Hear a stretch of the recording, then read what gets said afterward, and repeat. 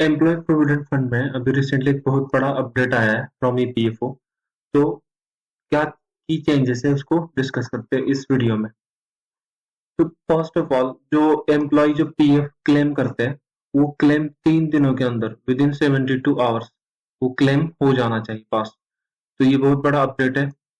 Then second point, pension and EDLI EDLI जो है ये एम्प्लॉय डिपॉजिट लिंक इंश्योरेंस की मतलब इंश्योरेंस कोई क्लेम कर रहा है एम्प्लॉय या फिर पेंशन, उनके लिए 20 डेज का टाइमलाइन फिक्स किया है। तो यहाँ पे बिग इंपॉर्टेंट चेंज ये है कि प्रोविडेंट फंड क्लेम करना है तो 3 दिन के अंदर हो जाना चाहिए। पेंशन के लिए 20 डेज का टाइम दिया है, 20 डेज में ये क्लेम प्रोसेस हो जाना चाहिए। अगर किसी भी रीजन से डिले होता है तो 12% पीनल इंटरेस्ट लाया गया है। ठीक है, और जो ये इंटरेस्ट है ये सब्सक्राइबर को पे किया जाएगा। और इंटरेस्ट कहाँ से मिलेगा? इंटरेस्ट जो कंसर्न ऑफिसर है, कमिश्नर है, ईपीएफओ कमिश्नर, उनकी सैलरी से रिकवर किया जाएगा। And second point, important point ये है कि यूपीआई से भी आप पीएफ विड्रॉ कर सकते हो और एटीएम भी लाया गया है। नेक्स्ट देखो विड्रॉल के क्या चेंजेस हुए। पहले 13 कैटेगरीज थी विड्रॉल करने के लिए, जो रीजंस थे ना तो वो 13 थे। अब उनको घटा के मतलब एक ब्रॉड कैटेगरीज 3 बनाई गई। ठीक है, 13 से लेके 3। वो 3 कौन सी है? इसेंशियल नीड्स एक है, हाउसिंग वाला दूसरा एंड स्पेशल सर्कमस्टेंसेस एक। तो इसेंशियल नीड्स में इलनेस वगैरह हो गया, एजुकेशन एंड मैरिज। ठीक है, यहाँ पे इलनेस के केस में एक फाइनेंशियल ईयर में 3 बार आप क्लेम कर सकते हो, पीएफ में पैसा विड्रॉ कर सकते हो 3 बार। एजुकेशन के लिए 10 बार आप पैसा निकाल सकते हो ड्यूरिंग योर मेंबरशिप। ठीक है, ये फाइनेंशियल ईयर में नहीं है, ये है इलनेस का फाइनेंशियल ईयर में 3 बार है, यहाँ पे ड्यूरिंग योर मेंबरशिप है। मैरिज के लिए भी during your membership 5 times you can withdraw from PF. Housing के लिए मतलब आपको प्लॉट खरीदना है या फिर घर बनवाना है, ठीक है, या फिर फ्लैट खरीदना है। ठीक है, तो बहुत सारे यहाँ पे है। हाउसिंग के लिए आपको अगर पीएफ से पैसा निकालना है तो आप 100% ऑफ इलिजिबल बैलेंस मतलब जितना भी आप निकाल सकते हो पूरा पूरा निकाल सकते हो। और वो 100% मतलब क्या है? 75% ऑफ टोटल पीएफ। ये ऐसा क्यों है? क्योंकि यहाँ पे देखो मिनिमम बैलेंस का एक रूल अभी लाया गया है। मिनिमम बैलेंस मतलब पीएफ में जितना पैसा है उसका 25% पीएफ में ही रहना चाहिए, वो आप विड्रॉ नहीं कर सकते। ठीक है, ये जो विड्रॉल के केसेस है पार्शियल विड्रॉल के केसेस, मतलब कैन विड्रॉ पार्शियली, कुछ नीड्स है तो उसके लिए आप विड्रॉ कर सकते हो लेकिन पूरा पैसा विड्रॉ नहीं कर सकते। 25% must remain in the PF account. तो बचा 75%, तो वो 75% 100% मतलब पूरा का पूरा 75% आप विड्रॉ कर सकते हो, ये पार्शियल नीड्स के लिए।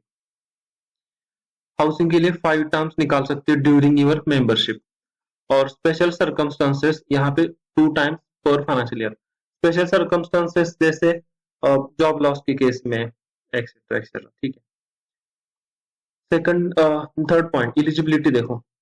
पहले 7 साल था मतलब you have to contribute to the PF account for continuous 7 years, then only you, ठीक है, then only you can withdraw from PF. तो वो घटा के अभी 1 साल के है, 12 महीने, मतलब आप 1 साल से ही जॉब कर रहे हो तो 1 साल के बाद भी आप पीएफ से पैसा विड्रॉ कर सकते हो। तो ये बड़ा चेंज हुआ है यहाँ पे इलिजिबिलिटी में, सीधा 7 से 1 साल कर दिया है। ठीक है, मिनिमम बैलेंस ऑलरेडी डिस्कस किया है कि 25% of money must remain in the PF account. बाकी 75% बचता है तो वो आप पार्शियल विड्रॉल के केसेस में आप विड्रॉ कर सकते हो। ठीक है, बाकी 70% applies to partial withdrawals. Retirement, यहाँ पे देखो फुल रिटायरमेंट की एज जो थी पहले 58 थी, तो 58 के बाद ही आप पूरा का पूरा विड्रॉ कर सकते थे। अभी उसको कम करके 55 years किया है। मतलब you if you attain the age of 55 then you can fully withdraw, जो भी पीएफ में जितना पैसा है पूरा का पूरा विड्रॉ कर सकते हो। और कौन से रीजन से जहां पे आप पूरा विड्रॉ कर सकते हो? ये 4 रीजन है। पहला तो परमानेंट डिसेबिलिटी हो गई, दूसरा रिट्रेसमेंट के केस में, तीसरा वॉलेंटरी रिटायरमेंट ले ली, तीसरा, चौथा क्या है? परमानेंट माइग्रेशन अब्रॉड, आप परमानेंटली माइग्रेट करके अब्रॉड। रिट्रेसमेंट मतलब आपको कंपनी के पास जॉब नहीं है, कुछ काम नहीं है तो कंपनी ने कुछ एम्प्लॉइज को निकाल दिया, तो अगर ऐसा होता है तो वो रिट्रेसमेंट होता है। कंट्रीब्यूशन देखो, कंट्रीब्यूशन का क्या है कि वेज सीलिंग 15,000 फिक्स है, मतलब 15,000 रुपए जिनकी सैलरी है वो तो मैंडेटरली पीएफ के अंडर आते हैं। ठीक है, तो 15,000 रुपए पे 12% एम्प्लॉई और एम्प्लॉयर दोनों को कंट्रीब्यूट करना होगा पीएफ पीएफ में पैसा, ठीक है। तो कुछ नोटिफाइड यूनिट से उनके लिए 10% अभी भी है। एम्प्लॉय में कंट्रीब्यूट अबव सीलिंग, अगर एम्प्लॉय चाहता है कि वो ये सीलिंग से ज्यादा कंट्रीब्यूट करना चाहता है तो वो कर सकता है। तो मेन इंपॉर्टेंट चीज यहाँ पे वेज सीलिंग 15,000 की है एंड कंट्रीब्यूशन का rate most of the units के लिए 12%। नेक्स्ट एम्प्लॉयर रिस्पॉन्सिबिलिटी, यहाँ पे देखो कि कॉन्ट्रैक्ट वर्कर्स जो है उनको फर्स्ट टाइम यहाँ पे कवर किया है और उनका प्रिंसिपल एम्प्लॉयर कौन है वो भी डिफाइन किया गया है। ये बहुत बड़ा चेंज किया है यहाँ पे, मतलब बहुत सारे जो इनफॉर्मल वर्कर्स है, कॉन्ट्रैक्ट वर्कर्स है, तो वो भी अब पीएफ के इस नियम के अंदर आएंगे, ठीक है। फॉर एग्जाम्पल कॉन्ट्रैक्टर, एक कॉन्ट्रैक्टर है, उसने सपोज 100 वर्कर्स को हायर किया और उनका पीएफ का पैसा कट किया, बट वो ईपीएफओ को पैसा, ईपीएफओ का फंड होता है, उस पैसा वो फंड में नहीं डाला, तो प्रिंसिपल एम्प्लॉयर जो है वो पैसा उसको देना पड़ेगा पीएफ का, ठीक है, इवन इफ कॉन्ट्रैक्टर ने पे नहीं किया तो ये बहुत बड़ा चेंज है कॉन्ट्रैक्ट वर्कर्स के लिए, मतलब उनका पीएफ का पैसा गारंटेड उनको मिलेगा, ठीक है, इवन इफ कॉन्ट्रैक्टर ने पैसा नहीं दिया तो जो भी मेन एम्प्लॉयर है उनसे लेंगे। एम्प्लॉयर में मैच वॉलंटरी कंट्रीब्यूशन, एम्प्लॉयर में मैच वॉलंटरी कंट्रीब्यूशन इसका मतलब है सपोज यहाँ पे किसी एम्प्लॉय ने 12% की जगह 15% कंट्रीब्यूट किया, तो एम्प्लॉयर जो है जो जॉब दे रहा है उस पे कोई ये मैंडेटरी नहीं है कि उसको मैच करना ही पड़ेगा 15% उतना, वो मैच कर भी सकता है नहीं भी कर सकता, इसीलिए यहाँ पे लिखा है नॉट मैंडेटरी, एक वॉलंटरी है। कवरेज देखिए, जो भी एग्जिस्टिंग मेंबर्स है, अभी ईपीएफओ का जो ओल्ड स्कीम चल रहा है 1952 वाला, और ठीक है, जो भी ओल्ड स्कीम है तो वो जो सारे मेंबर्स है एग्जिस्टिंग मेंबर्स वो ऑटोमेटिकली नए स्कीम के अंदर माइग्रेट हो जाएंगे।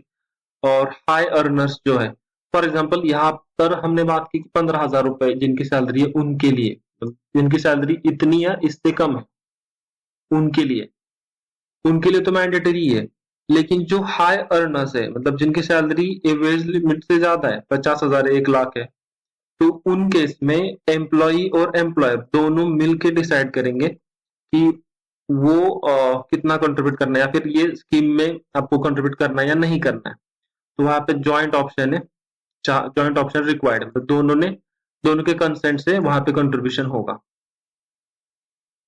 फिर इंटरनेशनल वर्कर्स के लिए यहाँ पे देखो, यहाँ पे चेंज नहीं हुआ, जो नॉर्मल वाले एम्प्लॉय है उनके लिए रिटायरमेंट एज 55 है, इंटरनेशनल वर्कर्स जो है उनके लिए 58 है, यहाँ पे चेंज नहीं है।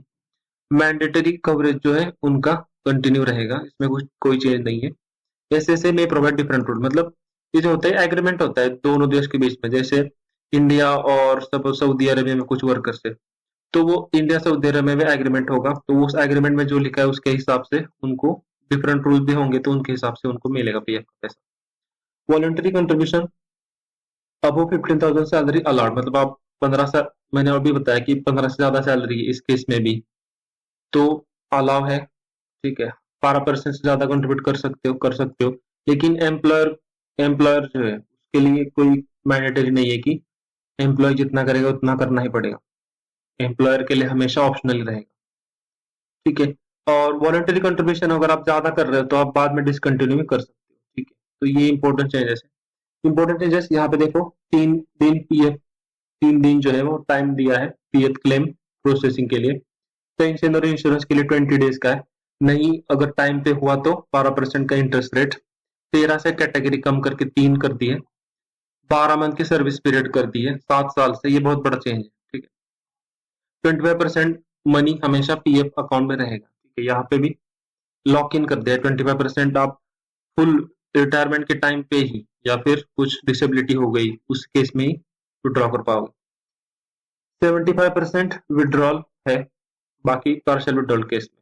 55 ईयर्स रिटायरमेंट एज जो है उसको 58 से कम करा है, ठीक है। वेट सीलिंग 15,000 है, कंट्रीब्यूशन 12%। तो ये कुछ बड़े चेंजेस है जो भी पीएफ में लाए गए हैं। यहाँ पे देखो ग्राउंड फॉर फुल विड्रॉल, यहाँ पे क्या है, ये तो मैंने ऑलरेडी बताया कि परमानेंट डिसेबिलिटी, रिट्रेसमेंट, वीआरएस या फिर माइग्रेशन के आउटसाइड इंडिया, उस केस में आप फुल विड्रॉ कर सकते हो, लेकिन कुछ केस में सपोज जॉब चली गई, तो उस केस में क्या है, वहां पर भी फुल विड्रॉल आप कर सकते हो, लेकिन वहां पे आपको 12 महीने अनएम्प्लॉयड रहना पड़ेगा। मतलब 12 महीने तक आपको अगर जॉब नहीं मिली तो उस केस में भी आप फुल जो भी पीएफ का पैसा है उसका विड्रॉ कर सकते हो। लेकिन सपोज कोई महिला है, वुमन है, और वो सपोज अनएम्प्लॉयड हो गई है, सपोज 3 महीने से जॉब नहीं है, ठीक है, अनएम्प्लॉयड है, लेकिन उसको अभी शादी करनी है, तो उसके लिए ऐसा जरूरी नहीं कि उसको 12 महीने अनएम्प्लॉयड रहना पड़ेगा। So that rule is waived for woman who are, ठीक है, who are resigning to get married. मतलब अगर उन्हें रिजाइन भी किया शादी के लिए तो वो भी पूरा पैसा विड्रॉ कर सकती है। तो वही यहाँ पे एक्सप्लेन किया है कि अनएम्प्लॉयड है for continuous period of 12 month, तो they can withdraw 100% PF balance. और फीमेल मेंबर्स के लिए ये रूल वेव किया गया है, उनको एग्जेम्प्ट किया गया है if they are getting married, marriage के पर्पज से, ठीक है, ये पर्पज याद रखना। और जब भी मतलब वो वेटिंग 12 महीने से कम है तो वो 75% ऑफ पीएफ विड्रॉ कर सकती है इमीडिएटली।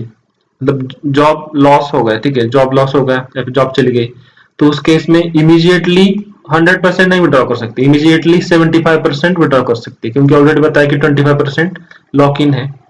वो अगर 12 महीने यहाँ पे अनएम्प्लॉयड रहेंगे तभी विड्रॉ कर सकते हैं। तो ये एक चेंज है, ठीक है। Thank you.